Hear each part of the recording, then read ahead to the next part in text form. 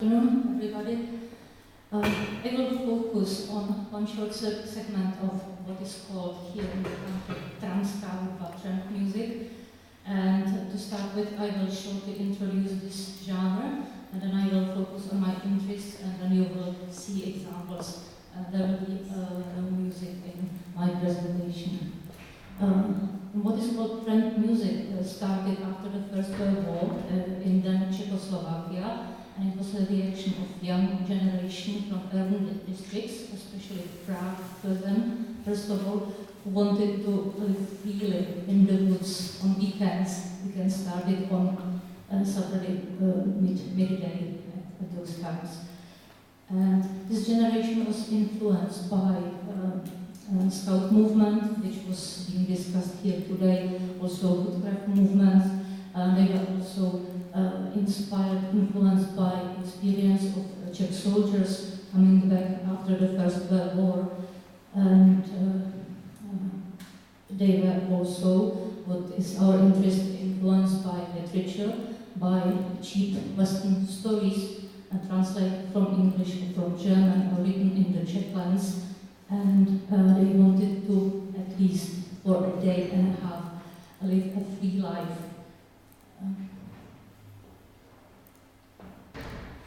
This first generation of people who wanted to live in the great outdoors close to Prague, they were born usually at the beginning of the century, the beginning of the 20th century. So they were growing up in the 20s. And even also without them, there were musicians, there were composers, there were people who wrote lyrics, and till the end of the 20s, and at the beginning of the 30s, there were thousands of songs of the newly emerging genre of trance music. And I am interested in the second generation of these people, people who were born approximately in the outbreak of the First World War, or in the end of the First World War, so 1940s, 1914, 1916, 17, and they were growing up 20 years after. So that's my interest. I'm interested in it also because trance music became or started to be more professional after the peak of interest of popularity of trance music, and also this is the period starting in the 1930s or even 1930 that films started to speak and play music. So I would like to combine this interest in music influenced by ideas in living in great outdoors, connected with Western films. I'm also interested in films with singing cowboys, which in fact were introduced only in 1936.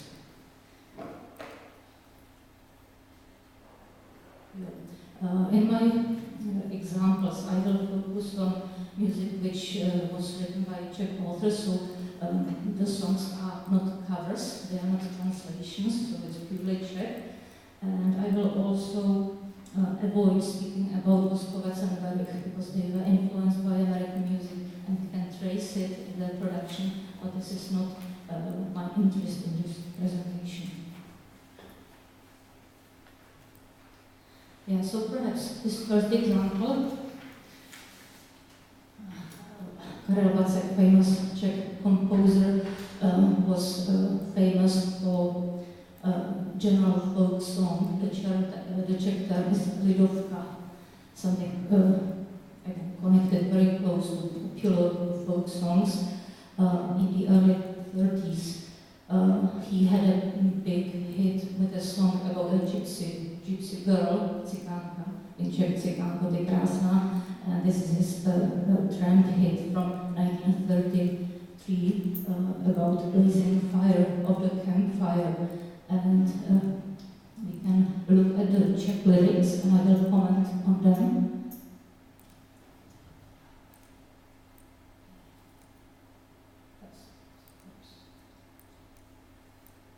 Lyrics. Yeah.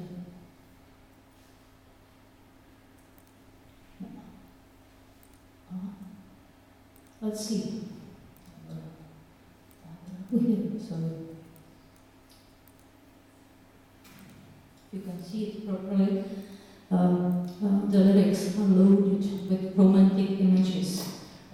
You can read about grey and blue smoke over landscape, about singlehood dreams, about his sweetheart, about the missing, distant sweetheart who is coming back with the sound of the music and the flames of the fire, and again about the peace in the country when the flames are dying, the peace is all around, and we will be back with a song next day.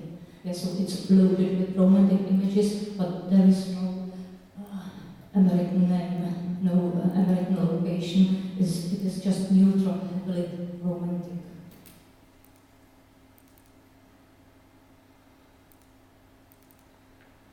Perhaps I can speak about the films which were introduced in the 30s. The first film with sound is called Jazz Singer. The first Western movie is called In Old Arizona.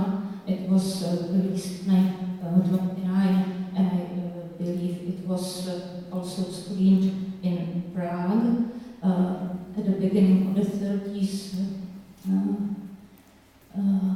different Hollywood producers had their branches in Prague, so Prague public could see and hear also American movies. At the very beginning there were no singing cowboys, no Western movies with music.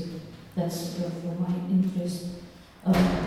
In the Czech lands, the Czech producers also filmed or created film with Czech films about tramping movement, about young people living in the outdoors during the weekends.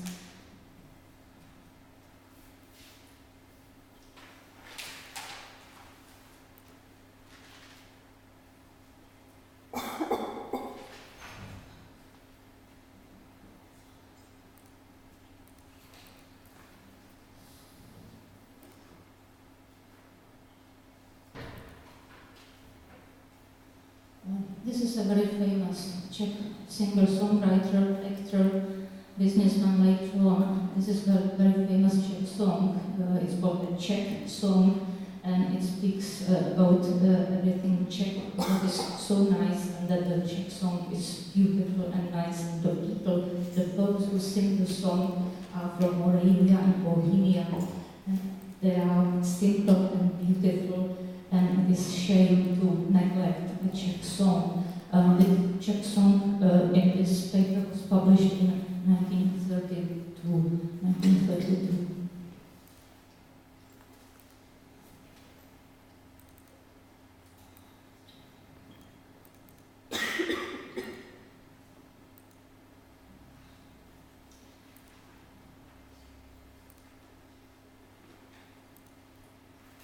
What I want to have here is another song by Hašler, which was published 2 years after this Czech song, and it's a ballad from a movie which was called in Czech A Heart for a Song, and this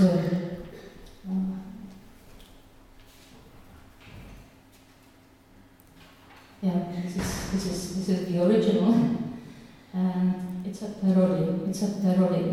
The trends are being ridiculed, and the author makes fun of their Czech American names, Czech American interests. There are two lovers. One is the lady, the lover, the sweetheart is called Hiawatha, and the refused lover ends up in the Vltava River, and so on. I can see connection with this text and the law which was made public already in 1930 and lasted till 1935, and which influenced the behavior of tramps or influenced the interests of people in tramping movement. In Czech it is called Kubátův zákon, Kubát's law, and it was a law which prohibited being together in the open outdoors, people of different genders together in one tent, in one cabin, in one cottage, unless they were married. So they could be adult, okay, but they were not allowed to be together. And this law was a result of complaints of people from Prague and the surroundings because they saw the tramps behaving not properly. And this song I can see as a parody on the lifestyle of tramps of that period, the 30s, mid-30s. Also, speaking about films from this period, from 1932 to 1935, there were no Hollywood films in Prague, and the only production which people in Prague and also tramps could see were films of low quality, what they say, second-rate films by Mascot Pictures, Tiffany, Monogram, Continental, Jewel, or Radio Pictures. There were no westerns in films at that time, no singing cowboys.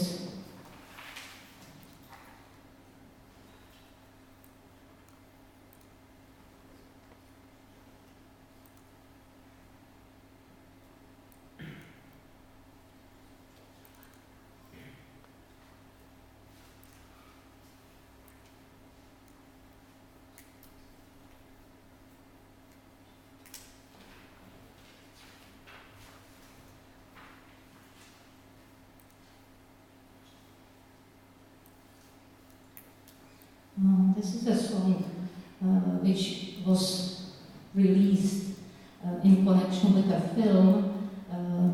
The song is called The Call of Nature. It's can be heard. And it was released on September the 30th, 1938. That's the period of political changes in the country, Munich conference, the Czech Republic was in danger, and this film, the film was called The Master and His Servant, and the song which opened the film started with beautiful images of the river, and the choir was singing about the beauties of nature, beauties of tramping life, beauties of being young and independent and willing to fight for victory. So people at that period, 1938, saw this song from the film as something encouraging them in hard times. The song was published by R.R. Horsky Publishing House, who in the next year published a series of songs which were influenced by movies with singing cowboys or western movies, and I will comment on the pictures and on the songs now.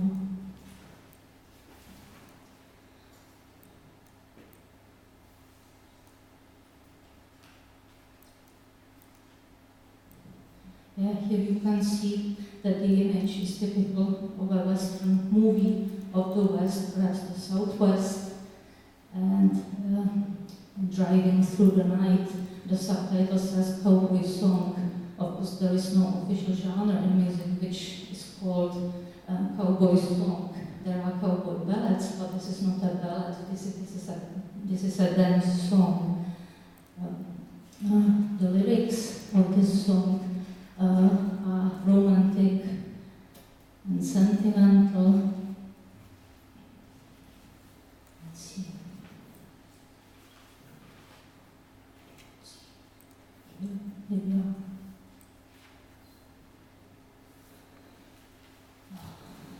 The writer Karel Kozel wrote about the person who drives through the night all alone with his trusty horse, and the stars are above. He thinks about his love, which is in somewhere blue horizon, and he's lost in his journey.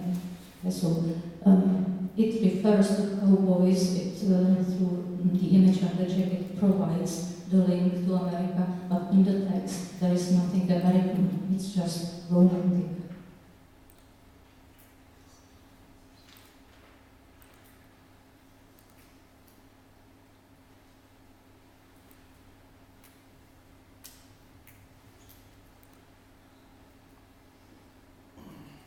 Yeah, this was a series published in 1939.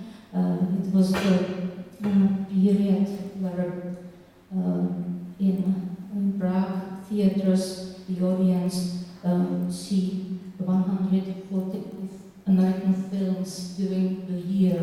So it was perhaps the peak period. They also could see films with cowboys, even the first one that Gene Autry, which is called The Singing Cowboy. So they were influenced, perhaps looking for more images from the movie. The Return, this is the name of this song, which is obviously linked to the Southwest. It's also about coming back to the sweetheart, which is somewhere behind the horizon, and so on, the loneliness of the writer.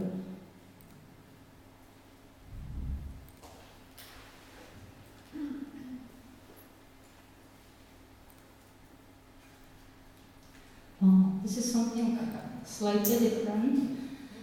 This is a comedy fox. So that's a parody cowboy stories, cowboy movies, and cowboy songs. It was quite popular as well. And it's also filled with these stereotypes about a lonely cowboy, but his horse, his mare, is lame. So he does not know how long he can go. And people laugh at him, and he just thinks about his sweetheart.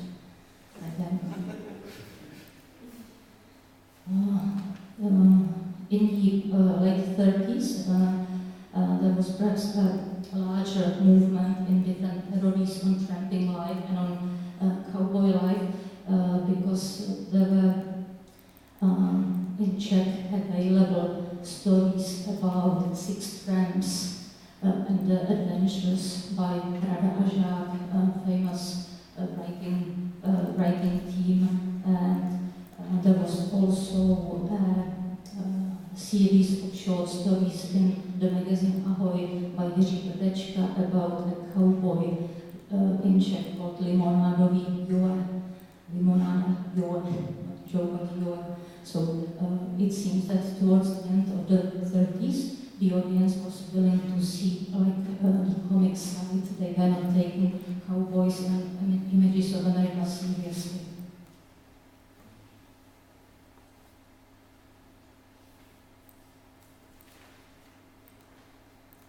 This one by a writer of the previous generation, but which was published also in 1939, speaks about Indians, about savannah, about red spirit, about spirit gods. So the lyrics are slightly different, but then the rest is also romantic, missing sweetheart, loneliness, and so on. And it's about an arrow flying over the savannah, reaching the heart of the author's sweetheart, of course.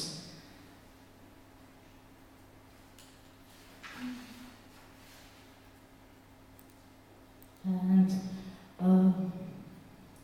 speaking about movies, in the 1939, this is the period where people were officially asked to peek their windows. So there was no screening of films, and in fact the last American film in the Czech lands was could be seen in 1949, and that was the end of the films. In 1941, it was the last film. In 1941, there were only 6 American films in Czech cinemas. In 1940, it was 33 films, but it was the rapid decline of American films because of political reasons, of course. And as a result, of course, there were many patriotic feelings, but there were seen